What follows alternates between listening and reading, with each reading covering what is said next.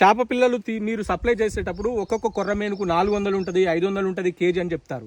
అవి తీరా పెద్ద అయిన తర్వాత రైతు మార్కెట్ కి తీసుకెళ్తే అక్కడ 150, 200 వచ్చే పరిస్థితి కూడా లేదు. దానికి పెట్టిన పెట్టుబడి ఎక్కడ పోవాలి, దానికి ఇచ్చిన ఫీడ్ ఎట్ పోవాలి, తన కష్టం ఎటు పోవాలి, ఇవన్నీ రైతు లాస్ అయ్యే అవకాశం ఉంది. ఇలా లాస్ కాకుండా ఉండాలంటే ఏం చేయాలి సార్? ఇక్కడ రైతు లాస్ అయ్యేప్పుడు కాదు, ఇక్కడ బద్దకాల వల్ల లాస్ అవుతుండు. ఎందుకంటే 200 రూపాయలు ఎప్పుడు లేదు, నువ్వు 150 అని చెప్పి 200 రూపాయలు ఎప్పుడు లేదు, 200 ఎబోన్ ఉంది ఎప్పుడు తక్కువ.